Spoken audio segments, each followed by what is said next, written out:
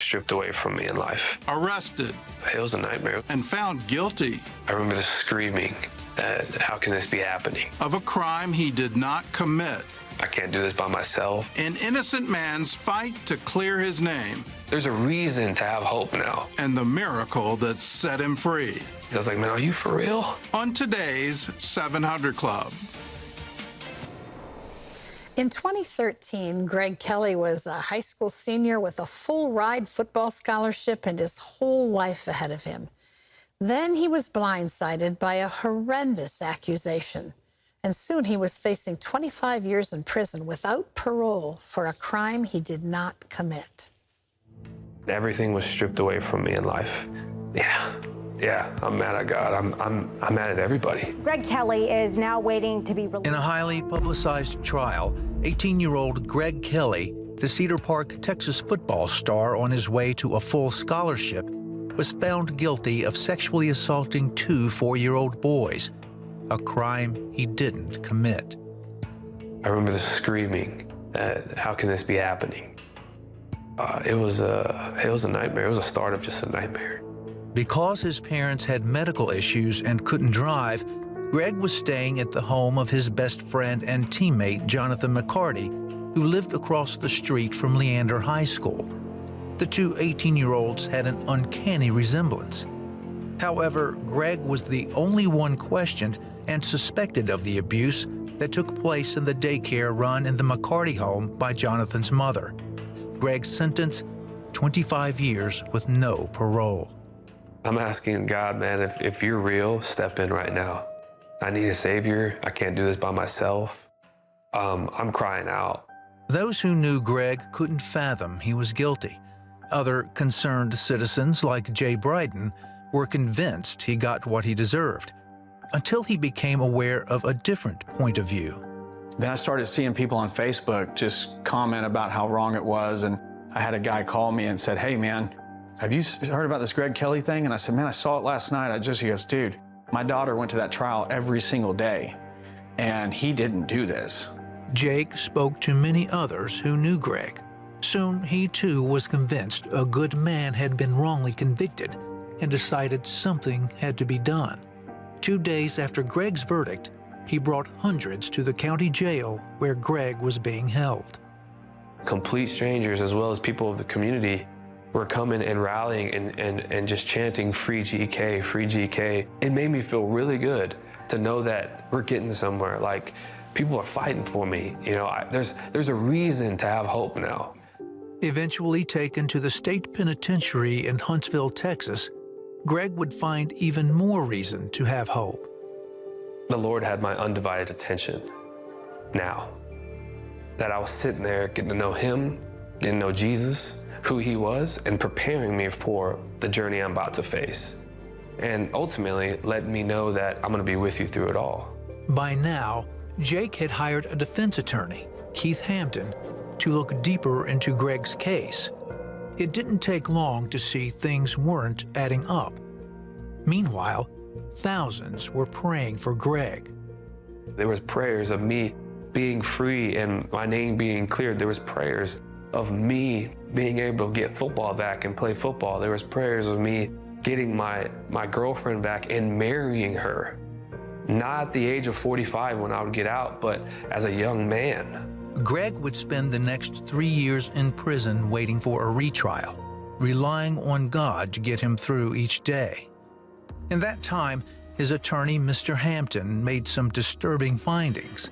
A detective and prosecutor eager for a conviction, a mishandled police investigation, and no due process. He took his findings and new evidence to the new district attorney, who agreed to reopen the case. On August 22nd, Mr. Hampton handed Greg a piece of paper saying Judge Donna King had ruled that his case would go to the Texas Appeals Court. And there was one other thing. Puts it against the glass, and I read it, and I just start breaking down, and it says immediate release. And man, it was, oh wow, it was such a surreal moment. It was like, I asked Keith, I was like, man, are you for real? Greg's fight for redemption wasn't over yet. Out on bond, he went home to his family, where he had to wait for a decision from the appeals court. I just knew that tomorrow I could get stripped away from everybody again and get thrown back into prison. In November 2019, 6 years after being found guilty, a now 24-year-old Greg Kelly appeared before Judge King. His conviction had been overturned, and he was declared innocent of all charges. It was one of the most wonderful moments I've ever had in my life. I'm young, and I got a lot of life left to live. As of today, no one has been charged for sexually abusing the two boys, including Greg's former friend and lookalike Jonathan McCarty, who was later convicted of other sexual crimes. As far as Greg, he went on to play one season of college football at Eastern Michigan University. He married his high school sweetheart, Gabri, opened an axe-throwing business, and is currently finishing up his business degree at the University of Texas in Austin.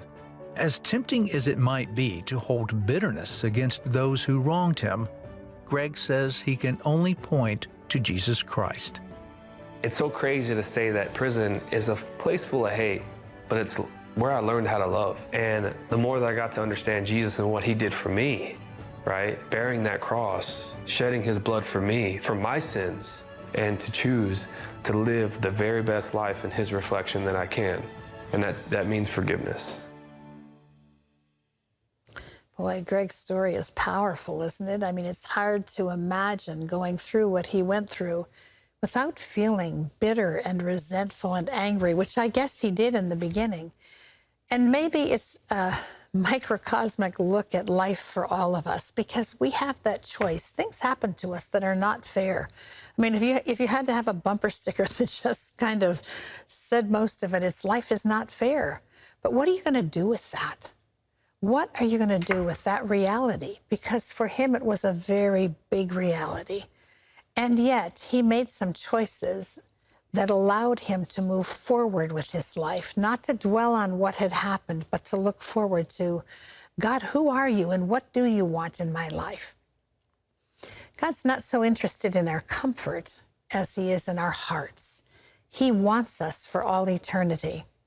I don't know why things happen. You know, there have been books written about when bad things happen to good people. I don't understand why that happens. It just seems to be part of life. Unfairness seems to be part of life. But then we come down to the crux in the road, which is, what are you going to do with the circumstance you find yourself in?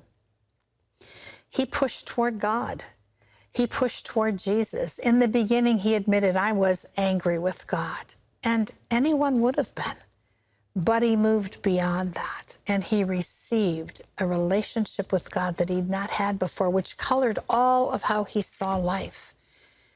And finally exonerated, it allowed him also to propel forward from that place. You know, we have that opportunity, every one of us, to have a do-over with Jesus in our lives. When we've made mistakes, he didn't even make a mistake, but when we do, God still offers us grace and mercy. What is it that holds us back? Lack of forgiveness, an unwillingness to let go of the unfair thing or things that were done to us. In Greg's situation, that was a pretty big deal, to let go of that kind of unfairness. But when he did, he had a whole new future open up to him. I want to say to you, if someone has hurt you today, harmed you in any way, done something unfair to you, forgive so that you can be free. It's not claiming that everything that was done to you was okay in any capacity. It's saying, I'm not going to allow that to define who I am. Release the person or the people. Let go of the unfairness that was done and grab hold of the tomorrow that God has for you. You can start that today. If you're struggling with something in your life that you feel is really burdening you and holding you down, we want to send some information to you on forgiveness. It's called Forgiveness, God's Power in Your Life. You can have this for free. The phone call to get it is free as well. It's 1-800-700-7000. Just call and say, I'd like that information on forgiveness. We will get it out to you right away. Gordon? Still ahead, Ashley Key takes us behind the scenes of the blockbuster series, The Chosen. She talks one-on-one with the actress who plays Mary Magdalene. That's coming up.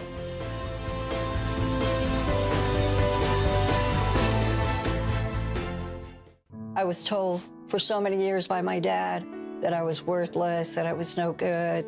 I did not like myself very much at all. And I started asking God to help me. I heard this voice say to me, "Can you forgive?" And then I said, "I can forgive." In that moment, I found everything I was looking for. He will transform your life like you wouldn't believe. Remember for a moment what it was like to be a child. You believed every story you were told. You saw a world full of endless possibilities. What stories will the world's orphaned and at-risk children believe? We believe the Bible tells the only story truly worth believing. We believe that every child should have the opportunity to dream, the chance to take challenges and turn them into possibilities, the chance to stand on the promises of God, to recognize their place in the greatest story ever told. They have their whole lives ahead of them. Theirs is a world of endless possibilities. They are looking for a story to believe. We will tell them that story. Will you join us?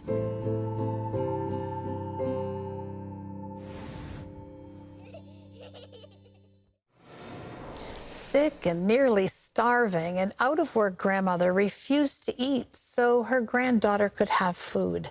Then all the food ran out, and this desperate family had nowhere to turn for help. But now, thanks to you, their lives are like night and day. Life has been tough for 60-year-old Grandma Saban. She's a widow, raising her granddaughter alone. I am very poor. I wash dishes for events like weddings and funerals to earn a little money. Grandma told us there hasn't been enough income even to buy food for her granddaughter Ling. After the pandemic hit, even the dishwashing jobs dried up. She said at one point she got sick and they nearly starved. When I was sick, I let my grandchild eat, but I didn't have anything to eat. I was malnourished. Lynn went to the neighbor and asked them for food. That's when CBN's Orphans Promise helped the family in their desperate situation. First, we gave them emergency food packs. Then, to help Grandma earn extra money, we gave her what she needed to start a grocery business in her home. It's like night and day. I work at home selling groceries. No need to wash thousands of plates. I am so happy. Then, to increase customers at the store, Orphans Promise gave her a sugarcane press so she can make drinks to sell as well. I am so happy with the new income. My grandchild also have enough to eat. She now is able to go study at the Orphans Promise after school program. Thank you so much for everything. All the food gone. I mean, what do you do when you come to that place at the end of the road?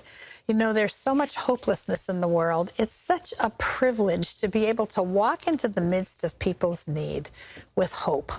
You know, 700 Club members, that's the gift that God has given you, carrying the light to people around the world who are in difficult places, carrying the needs fulfilled, just like this grandmother, but also carrying the light and the message of the love of God. You know, you are his presence in the midst of their need, and we say thank you to you for that. Some of you haven't joined yet, and I just want to ask you today to do that, to make that commitment. I know things are costing more for all of us, but for people who are in the same situation that Grandma Saban was in, and there are many, many of them, their need has no answer unless we step up to the plate and step right into that opportunity.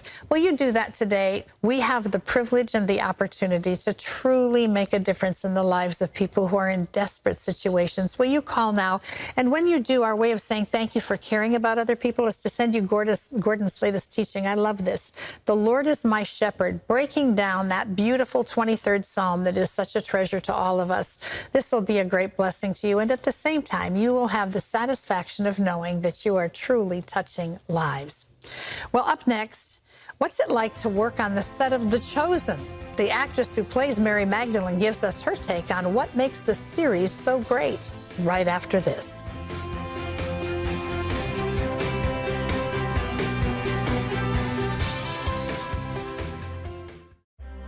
Want to do a meditation on the Psalm of David, Psalm 23. Gordon Robertson presents The Lord is My Shepherd, a Psalm of David.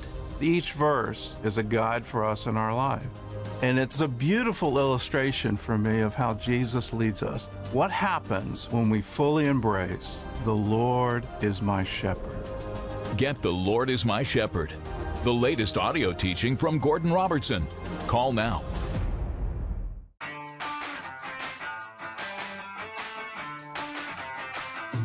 Superbook at the Big Church Day Out brought fun and laughter to hundreds of kids and their families, teaching them how to have a courageous, adventure-filled life with Jesus. Glitter time, the big Superbook show, and dance-offs with Gizmo. It was a weekend never to forget. Bring the festival fun home with you and download the app today. With Superbook episodes, games, and activities, you can make an exciting walk of faith part of daily life for you and your kids, sharing Bible time together.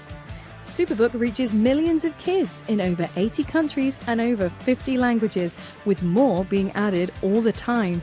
Become part of the worldwide Superbook family and help us reach even more kids with the life-changing good news of the gospel. Free to download, free to use.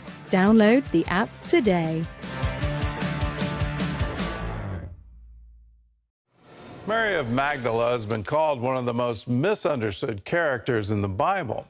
Recently, Ashley Key traveled to the set of The Chosen. She spoke with actress Elizabeth Tabish about what it's like to play Mary Magdalene on the groundbreaking series.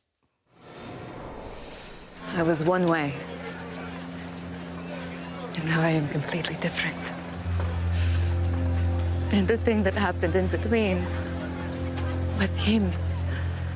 Hey everyone, it's Ashley here, and I have the amazing opportunity of speaking with one of the cast members of The Chosen, Liz Tabish. She plays Mary of Magdalene, and I'm so blessed to be here with you today. I'm so glad you're here. Thank you. Oh my gosh. Okay, well, let's just get right into it. You obviously are playing a very profound role as Mary of Magdalene, which I'm sure, again, you already know.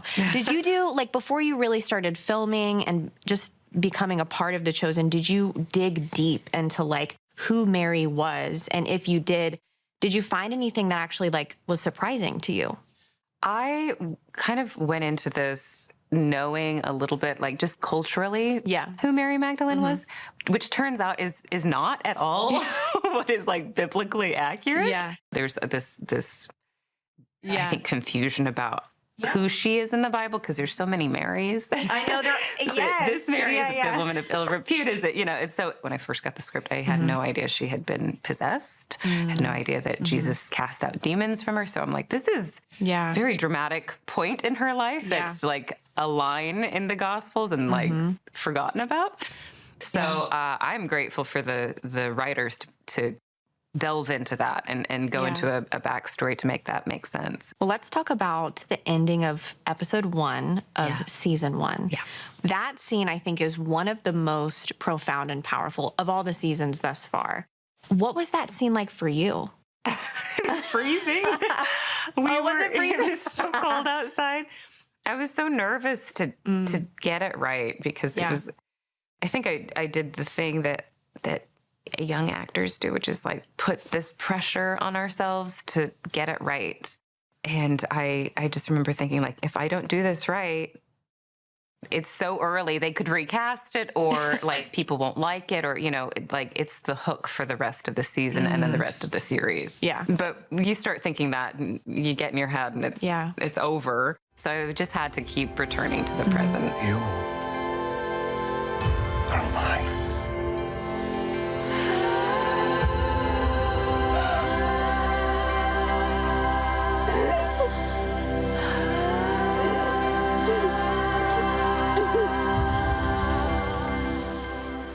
What's it been like working with Jonathan who obviously plays Jesus. Wonderful. But then Dallas too, you know, as the director, as like the visionary, you know. He's so funny and easy to be around, and also very, very attuned with his actors, and like understands the nuance of not just what he needs for the scene, but how to get it out of us.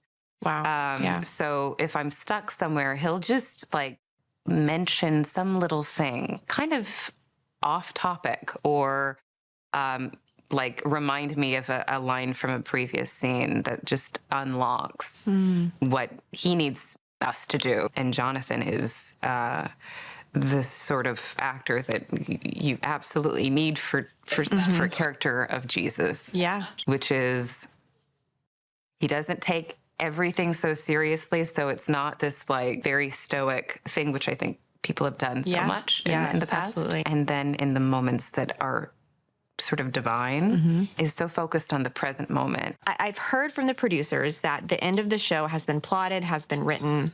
Are you prepared for like how it's going to end? When I first booked that's what I thought of like the ending. Course, yeah. And it's intimidating to know that that's where it goes. Even just thinking about the crucifixion, I sort of dread doing it, because at that point we'll have been filming for so many seasons and we'll have gone through so much together that it's just gonna be hard, you know, to emotionally to which makes it easy to act. You know what I mean? Like emotionally it'll be hard, but like as an actor, I'm like, oh, that'll just, I'll just look at everyone's faces and it'll be over. Can you believe we're really here for this? Yes. Well, time for some email. We've got you ready? email. Okay. This first one comes from Matthew, who says, today's world requires immediate results with the advancement of technology, and it feels as though our youth are more lost than ever before. How do you introduce Jesus into their lives and give them those immediate results that will help them believe? Matthew, let me give you a shameless plug for Superbook. Superbook is a free app. You can download it to any iPhone, any Android phone, Amazon Fire devices, any tablet. And in that, you'll have, again, for free, episodes of stories from the Bible that engage children. We've broadcast this around the world. The audience levels we're getting for Superbook are absolutely incredible. But within the app itself, you have the Bible, you have these devotionals, you have how to know God, how can I be assured of my salvation. It's an amazing device. In all the years of CBN's history, it's absolutely become #1 for us in producing salvations around the world. So I encourage you to get it. I encourage your children to watch it. You will absolutely see a change in them. This is Diana, who says, I divorced my husband 25 years ago due to verbal and physical abuse. He's been verbally and emotionally abusive toward our 3 children, who are adults now. They are wonderful parents, and they've tried numerous times to have a relationship with their dad. The problem is he remains so verbally abusive towards them. Now he's started to abuse 2 of our granddaughters, telling them they're stupid and making fun of their looks. My question is, should my children continue to have a relationship with him even though he's so toxic? When is enough enough? Well, enough is enough when he's abusing your grandchildren. They're children. They need protection. They should not be in an environment where there's verbal, emotional, physical abuse. No child should ever have that. It leaves lasting issues. For your adult children, I certainly understand why they would want to have a relationship with their father. All children do. But they're adults, so they get to draw their own boundaries. And you can encourage them. They may even need some therapy to kind of see what's going on, to say, okay, why are these triggers in my life, and what is the behavioral result in me? But those are their decisions. The absolute line in the sand is what's happening to your grandchildren. That should not be. This is Jan who says, when a Christian dies, who escorts them to heaven? I've read that an angel does this, but I have also read that Jesus will escort us home. Well, to be absent from the body is to be present with the Lord. That's what the Apostle Paul wrote. So as soon as you leave your body, you're in his presence. So, you know, I'm not all that into this. There's some kind of escort and you have to go to somewhere else. My view of heaven, it's a dimension right here. The kingdom of heaven is in your midst, is what Jesus said. And then some translations say the kingdom of heaven is within you. These things are kind of hard for us to understand because we keep thinking we'll have to journey to some far off land. When you get that it's right here with you, to be absent from the body is to now be present with the Lord. You're not going on some journey. You're being translated into another dimension. It's another thing. Here's the great thing. We get to pray for heaven, his will to be done on earth. And that is a wonderful prayer. We leave you with this word from Philippians, my God shall supply all your need according to his riches and glory by Christ Jesus.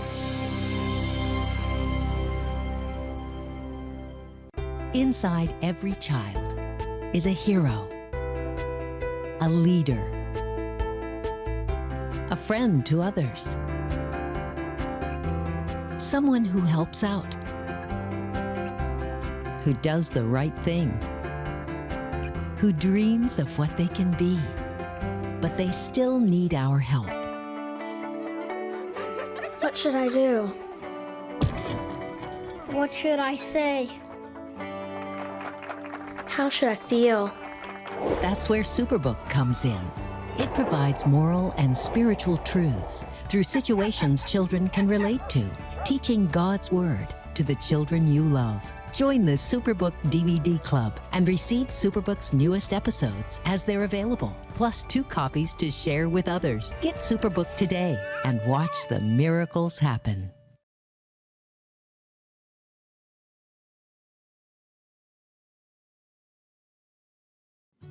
If you need prayer or would like to partner with us, call the CBN Hope Line today. For viewers in Australia, call 02 7908 0700. If you are in New Zealand, please call 04 488 0700 or visit our website at cbnaustralasia.org. If you are in the UK, call 0300 561 0700 or visit our website at cbneurope.com.